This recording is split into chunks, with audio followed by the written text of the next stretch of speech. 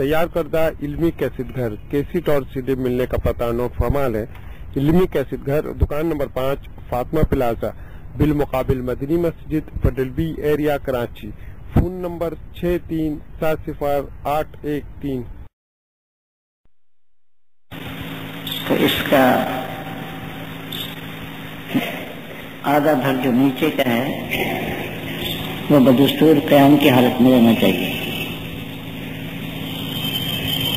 آدھا جھکنے کا نام یعنی آدھے وجود کے جھکنے کا نام رکوع ہے۔ آدمی کا اوپر کا حصہ جھک جائے اور نیچے کا حصہ کھڑا رہے۔ رکوع کی حالت میں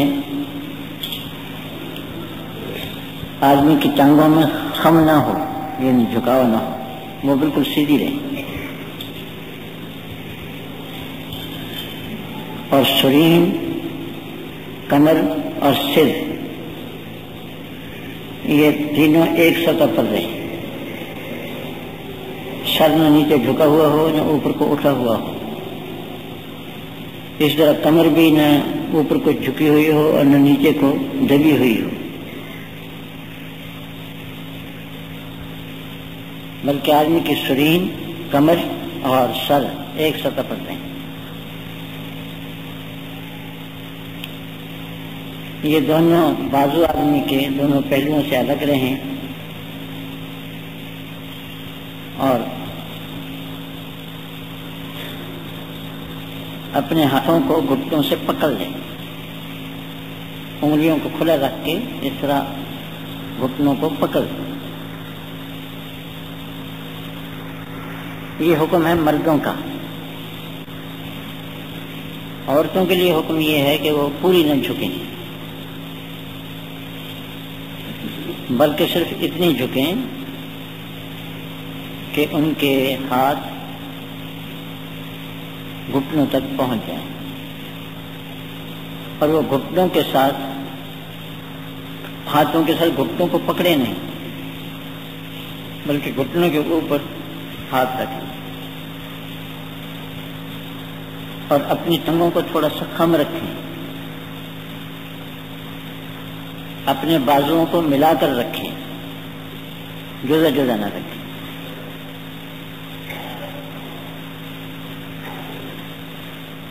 ایک دفعہ حضرت عبداللہ بن مسعود رضی اللہ تعالی عنہ نے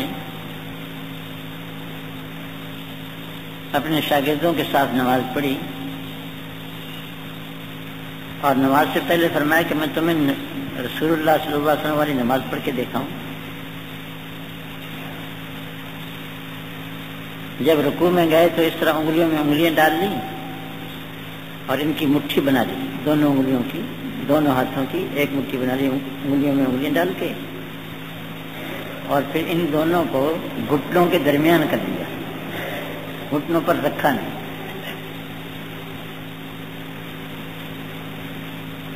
حضرت سعد بن ابی وقاص رضی اللہ تعالی عنہ کو یہ اطلاع پہنچی تو فرمایا کہ میرے بھائی ابن مسعود سچ کہتے ہیں، پہلے ہم اسی طرح نماز پڑھا کرتے تھے لیکن پھر اس کو ختم کر دیا گیا اور اس کی بجائے گھٹنوں پر ہاتھ رکھنے کا حکم ہوا۔ یہ کام ذرا مشکل ہے تھوڑا، اس لیے کہ اس میں ہاتھوں کا سہارا نہیں ہوتا گھٹنوں کے اوپر۔ جس طرح ہم رکوع کرتے ہیں یعنی ہاتھ گھٹنوں پر رکھ کر کے، اس میں ہاتھوں کو سہارا رہتا ہے گھٹنوں کے اوپر، اور آدمی جتنا چاہے لمبا رکوع کر سکتا ہے۔ تطبیق کی صورت میں یعنی دونوں ہاتھوں کو جمع کر کے گھٹنوں کے درمیان دے لیا، اس سے سہارا نہیں ہوتا اور لمبا رکوع نہیں کر سکتا آدمی۔ تو پہلے حکم ایسا ہوگا رکوع کرنے کا، لیکن بعد میں حکم فرما دیا گیا کہ گھٹنوں کے اوپر ہاتھ رکھو۔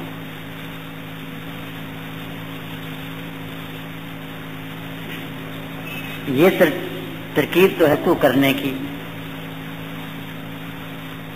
اس کے بعد رکوع کے اندر تسبیح پڑھے، سبحان ربی العظیم، سبحان ربی العظیم، سبحان ربی العظیم۔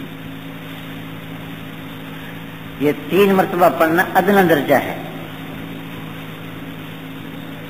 اس سے زیادہ جتنا چاہے پڑھے، 5 مرتبہ پڑھے، 7 مرتبہ، 9 مرتبہ، 11 مرتبہ، لیکن فرض نماز میں اس سے زیادہ نہ پڑھے تاکہ مقتدیوں پر بار نہ ہو، لمبی نہ ہو نماز. اور اپنی تنہا نماز میں، خصوصاً رات کی نماز میں، جتنا چاہے رکوع لمبا کرے، جب تک چاہے پڑھتا رہے سبحان ربی العظیم، سبحان ربی العظیم، سبحان ربی العظیم. رکوع کی حالت میں فرماتے ہیں کہ نظر اس کے قدموں پر ہونی چاہیے، سجدے کی جگہ پر نہیں ہونی چاہیے. سجدے کی جگہ نظر رکھنا یہ صرف قیام کی حالت میں ہوتا ہے، رکوع کی حالت میں. حضرت صلی اللہ علیہ وسلم سے رکوع کی تسبیحات کے بعد یہ دعا پڑھنا بھی ثابت ہے: اللہم لک رکعت ولک خشعت وبک آمنت ولک اسلمت. اے اللہ، میں نے آپ کے لیے رکوع کیا، میں آپ کی خاطر جھکا، میں آج آپ پر ایمان لایا، اور میں نے اپنا سب کچھ آپ کے سپرد کر دیا. خشع لک سمعی و بصری و عظمی و مخی و عصبی. میرے کان، میری آنکھیں، میری ہڈیاں، میرا گودا اور میرے پٹھے، غرضے کہ میرا گوشت پوست، میرا پورا وجود آپ کے سامنے جھکا ہوا ہے.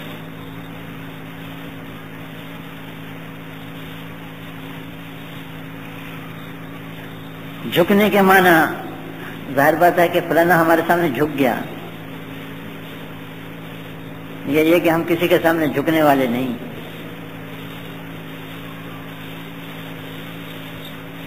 تو جھکنے کی ایک ظاہری شکل ہے اور ایک جھکنے کے معنی ہے. رکوع کے معنی جھکنے کے ہیں. جب اس نے ظاہری شکل رکوع کی بنا لی تو اس کا فرض تو ادا ہو گیا.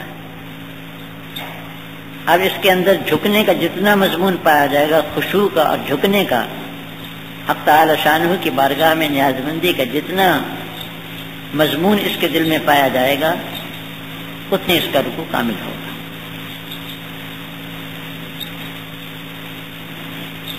اب یہ رکوع مکمل کر لیا، مکمل کر کے سر اٹھائے اور کہے سمع اللہ لمن حمیدہ.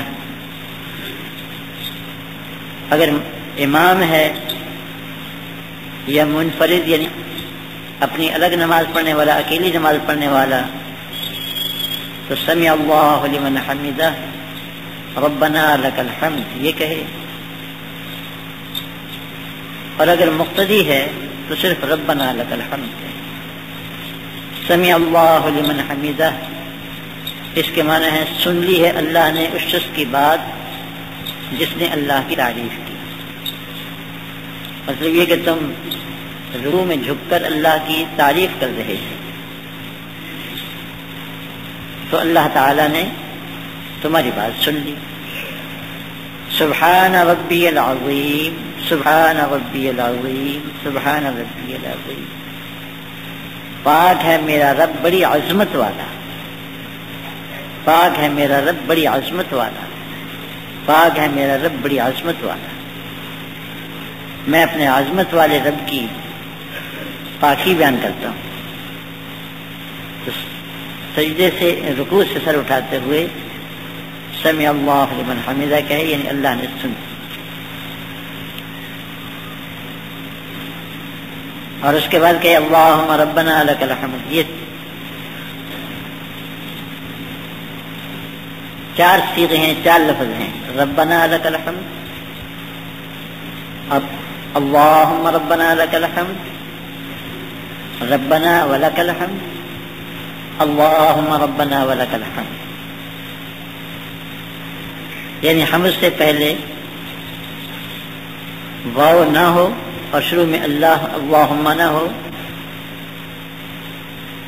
اور دونوں ہو، دونوں میں سے ایک ہو ایک نہ ہو، یہ 4 لفظ بن جائیں۔ علماء فرماتے ہیں کہ یہ چاروں الفاظ حدیث شریف میں منقول ہیں۔ ربنا لک الحمد، اللہم ربنا لک الحمد، ربنا ولک الحمد، اور اللہم ربنا ولک الحمد۔ ان میں سب سے افضل یہ آخری لفظ ہیں جس میں اللہم شروع میں کہا جائے اور ربنا کے بعد ولک الحمد کہا جائے۔ اللہم ربنا ولک الحمد، اس کے معنی یہ ہے کہ اے اللہ، اے ہمارے رب، آپ ہی کے لیے حمد ہے، آپ ہی کے لیے تسبیح ہے، آپ ہی کے لیے حمد ہے۔